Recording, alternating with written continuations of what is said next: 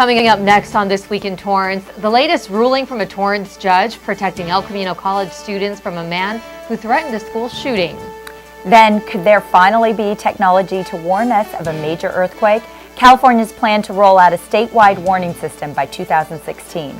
Plus, Common Core sets up California high school students for success in entry-level job markets and college courses. We see the effects of the new curriculum right here in Torrance. And the road of a local woman's battle with cancer leads to the set of one of television's most popular daytime game shows. These stories and much more are just seconds away. Your local news starts right now.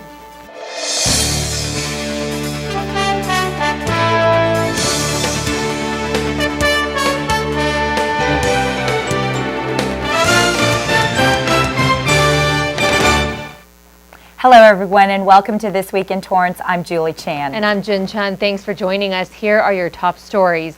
A Torrance judge increased the bail amount for the man charged with threatening an El Camino College massacre.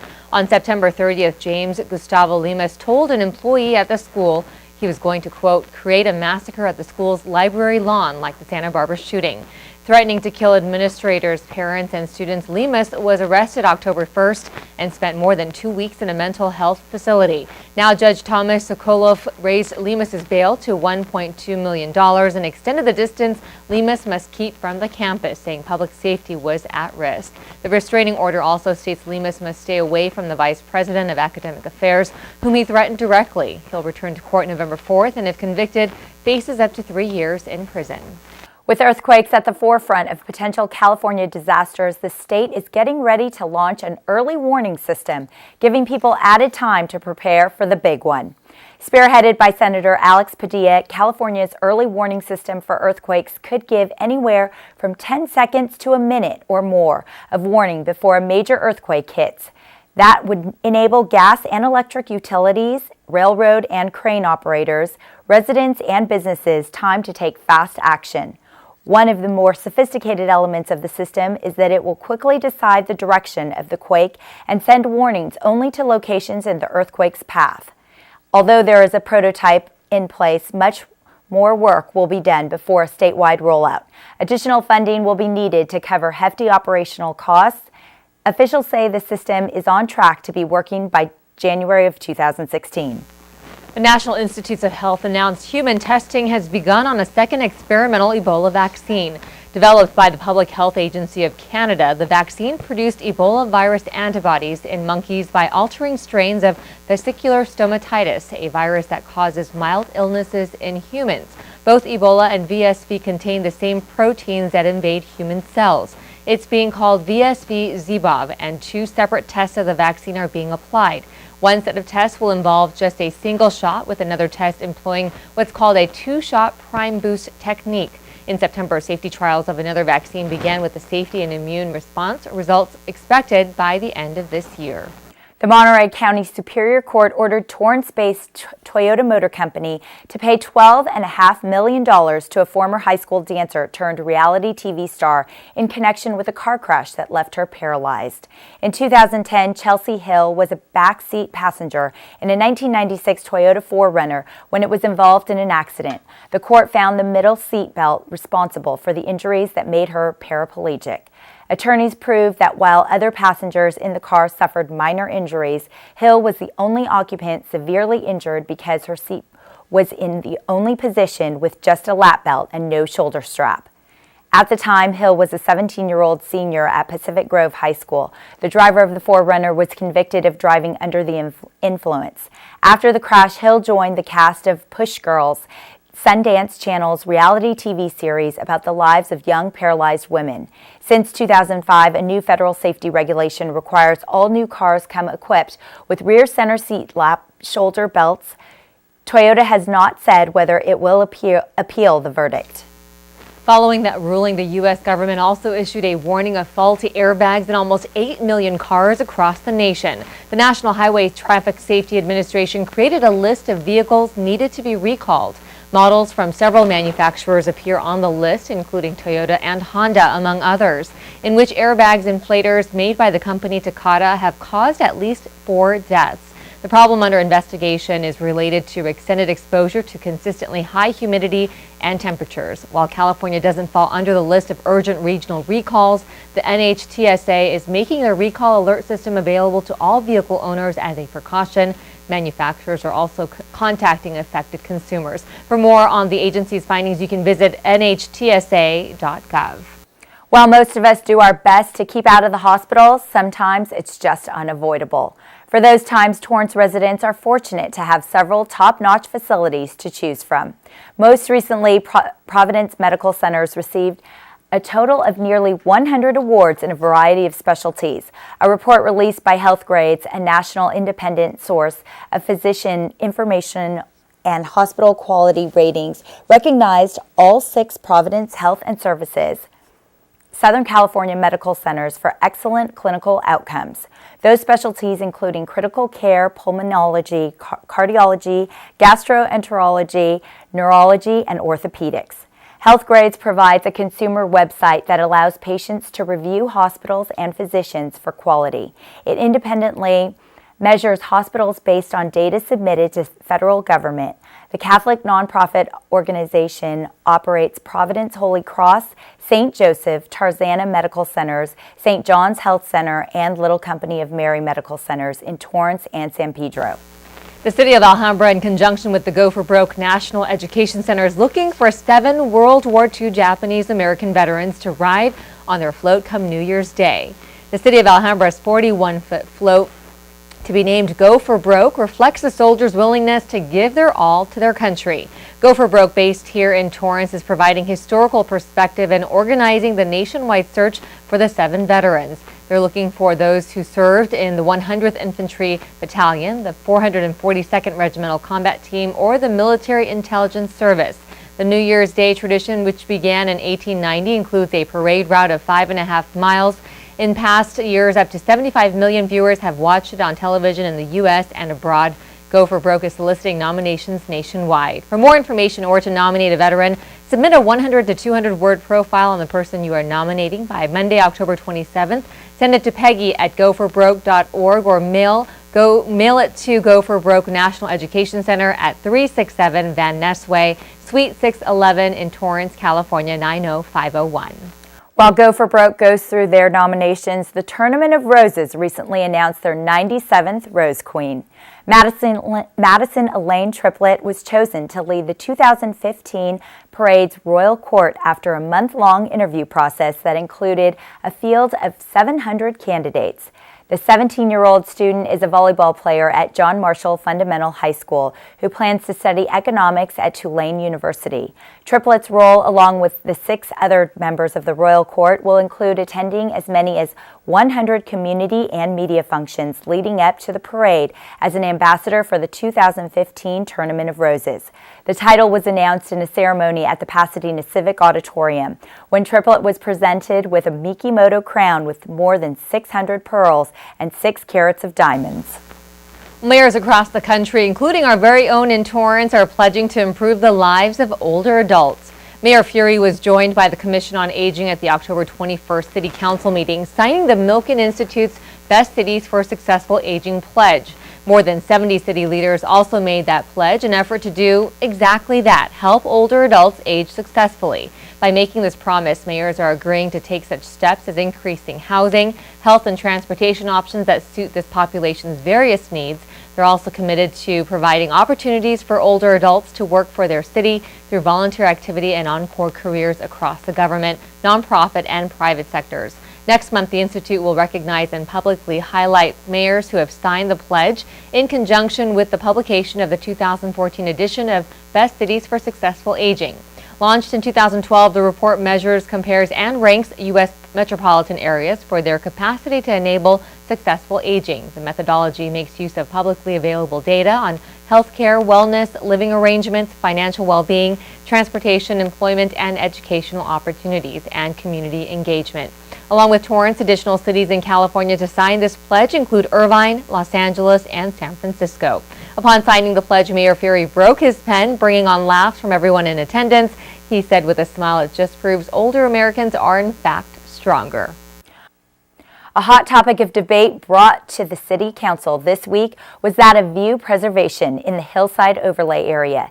Nearly 30 speakers came to the podium asking city leaders to help come up with a solution.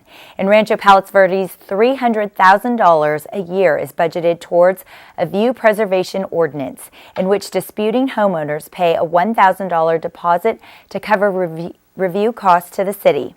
That offsets the need for taxpayers to subsidize those property owners already living in some of the city's most expensive homes. Before Torrance takes on any similar ordinance, Community Development Director Jeff Gibson proposed the city spend $30,000 for a random survey that would include 500 Torrance homeowners to ensure there's a firm basis for whatever actions are taken. It's estimated around 6,700 households in Torrance are affected by the issue. In the same council meeting, it was declared October 25th as Make a Difference Day in the city of Torrance. The proclamation encourages everyone to do good by participating in the nation's largest day of community service. Specifically, Mayor Fury invited residents to clean up and replant at the Madrona Marsh on the 25th from 8:30 a.m. till noon. Soon after, Mayor also signed a proclamation for Torrance to take part in National Red Ribbon Week. The nationwide campaign encourages the community to wear red ribbons in support of promoting an alcohol, tobacco, and drug-free community, especially among the youth. The theme of Red Ribbon Week at Torrance schools was Love Yourself, Be Drug-Free.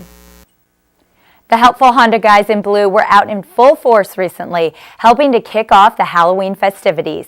Nearly 100 families were surprised with free pumpkins at the local Catoni & Sons Pumpkin Patch just outside of Del Amo Fashion Center.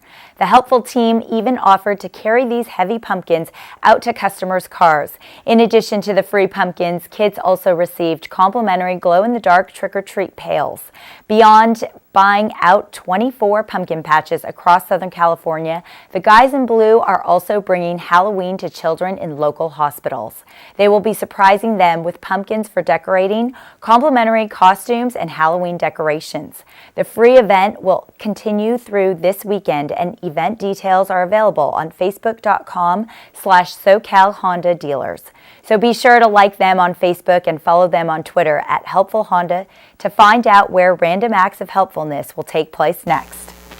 Well, still ahead, a local breast cancer survivor shares her story, how she won her battle over cancer, then won $10,000 for an encore. And El Camino College students look to set a new record for donating blood. Mom was diagnosed with Alzheimer's at 58 years old. 8 years into the disease was when all the light went out. For me, it was heart-wrenching. Looking into the eyes of somebody with Alzheimer's, sometimes you just don't see the person's soul is like gone. And it takes a toll on everyone. I mean, it's a depressing disease to watch unfold before your eyes. She actually thought those of us who were caring for her and who loved her most were her worst enemies. More and more responsibilities fell on my shoulders. This disease just ravages a family. It changes your life. The magnitude of it is indescribable.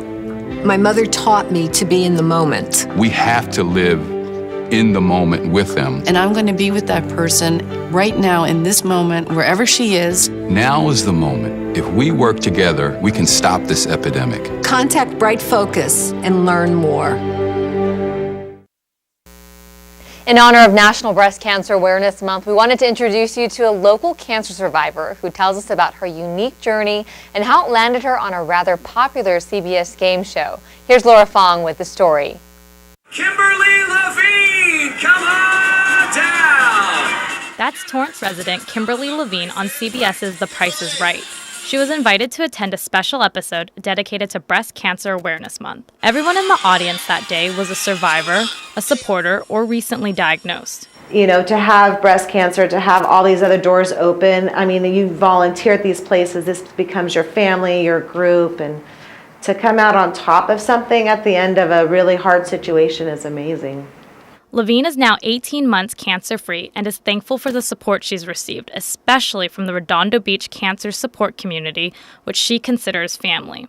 You don't have to be going through breast cancer alone. There's so many people, and there's women that go through it. They fight every single day. Your hair may fall out, but you still get up every morning and you do your day, you go about your day. The American Cancer Society estimates more than 230,000 women will be diagnosed with invasive breast cancer this year, making early detection a key to survival, and for those diagnosed, it's important to find a support group.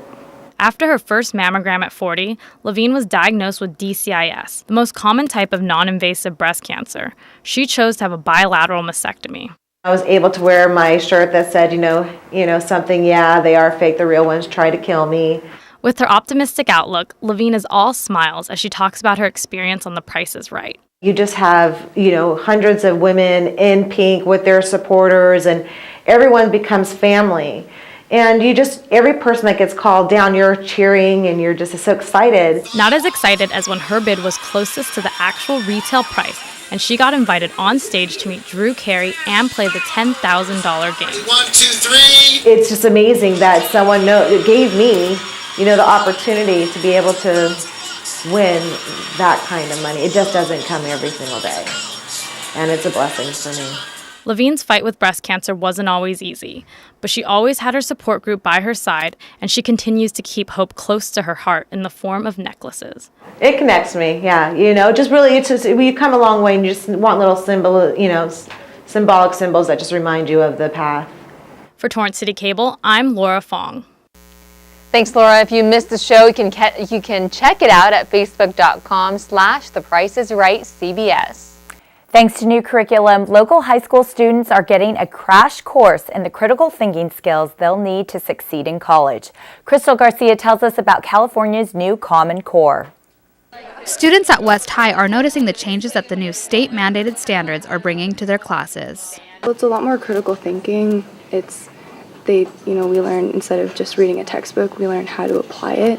Beatrice Barbat is one of 528 seniors expected to graduate next spring. And thanks to new Common Core standards, Barbat's teachers are now focusing on developing critical thinking, problem solving, and analytical skills. They're going to be able to ask and pose questions for college and just for life when you get a task, for you to be able to know where to go to find those answers, to be able to evaluate that information as credible and usable, and then to be able to channel it into some kind of product, I think really is going to be meaningful. In following the Common Core guidelines, Barbat and her classmates must now incorporate providing clear evidence while reading, writing, thinking, and speaking. The new standards close the gaps between the growth from grade to grade. It's more integrating, it kind of pulls you in and kind of makes it more about you as a student. Goals ask for students to give logical analysis to back up their thoughts. By doing so, the students are reteaching themselves what they just learned, and high schoolers are getting the independence needed to enter the real world. And it's just a lot of facts, statistics, and information. Common Core is not a curriculum. Rather, it is a new set of shared goals and expectations for students focused in the English and math subjects. Each local school district and teacher will decide how the standards are to be met. California is one of the 43 states throughout the U.S. to roll out the new standards this year. And while schools have only been in session for just over 2 months, the methods are proving to give students a new outlook and confidence in learning. For Torrance CitiCABLE, I'm Crystal Garcia. Thanks, Crystal. For more on the lessons and curriculum for Common Core, you can visit California Department of Education website at cde.ca.gov. Some El Camino College students are learning just how valuable 30 minutes of their time could be when helping those in need. Here's Laura Fong with more at El Camino College's annual blood drive. You know what, I just walked by and I saw the truck out there and the sign, and I've thought about doing this before. I know that it can help people, so just trying to be helpful. This is the first time freshman student Amanda Bixler has ever given blood. I did glance down and see the bag. It was big. That was weird, but hey, it's to help people, so that's all that really matters. Bixler was one of about 108 people to register on the first day of a 3-day blood drive at El Camino College. We need everybody to donate. If everyone donated once a year, everyone that was eligible to donated once a year, there'd never be blood shortages. Cheryl Burlow is with Cedars-Sinai, who was on hand to collect the blood donations. They hope to break their record from last fall when they collected 449 pints. Every 2 seconds, someone in the U.S. needs a blood transfusion, and donors here today each gave 1 pint of blood, which could save up to 3 lives. What's 30 minutes to save 3 lives? Pre-med student Robert Fata reminds us our bodies will replace the donated blood, but there is no substitute for donors. I think that people should give blood, you know what I mean? It's a resource that you reproduce. So it's not like you're losing anything other than like a half hour of your time. Each donor goes through a screening process to make sure they are healthy, weigh at least 110 pounds, and don't have any new tattoos. Despite all that, Bixler says the process was really simple. I literally walked in the door, and they just signed a few pieces of paper and looked at some questions, and then sat in the chair for maybe 10 minutes, and now I'm done. This may have been Bixler's first time donating, but it certainly won't be her last. She even told the nurse on her way out she might be back with some friends. For Torrance City Cable, I'm Laura Fong. Thanks, Laura. Donors were given their choice of a free t-shirt or a pint of Baskin-Robbins ice cream at the blood drive. A Torrance boy is in need of the community's help after being struck by a car on his way to school. The 5-year-old boy was walking with his 11-year-old sister when a man in a Chevrolet Sonic struck them as they were crossing the intersection of Madison and Newton Street. The driver stopped at the scene and was said to be cooperative, and alcohol was not a factor in the accident.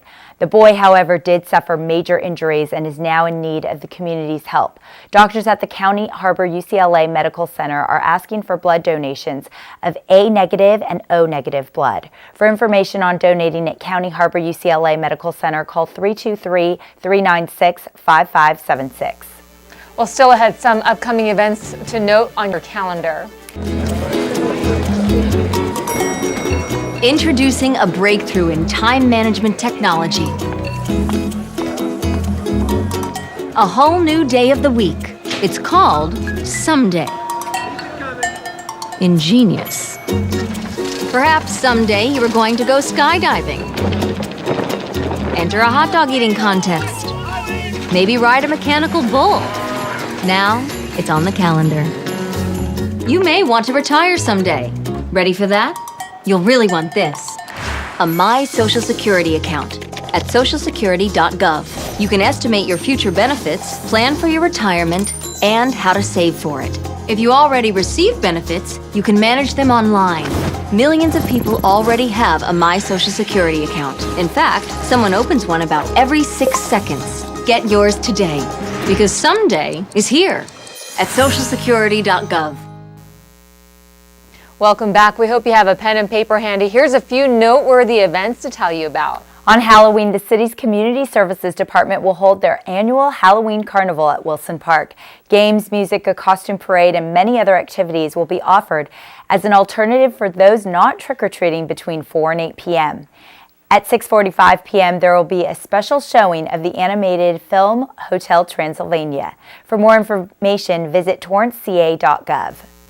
With Halloween coming up on October 1st, here are some safety tips to keep in mind from the Torrance Police Department. Some helpful suggestions on trick-or-treating, as well as suggestions for those staying at home to hand out candy. Some of the tips include coming up with a pre-planned route for trick-or-treating and advising kids to wait until they get home with parents to eat that candy. For teens looking for another way to celebrate Halloween, the City of Torrance Youth Services Department is holding their Ready for the Weekend afternoon. At 3:30 p.m., teens can come to the Polly Watts Story Theater in the Civic Center Library for an afternoon of gaming with the Nintendo Wii. The program is free for teenagers and no registration is needed. Well, that does it for This Week in Torrance. I'm Chun. If you've missed any portion of our show, you can catch us again at 11 a.m. and 6 p.m. And I'm Julie Chan. Thanks for joining us, and we'll see you next time.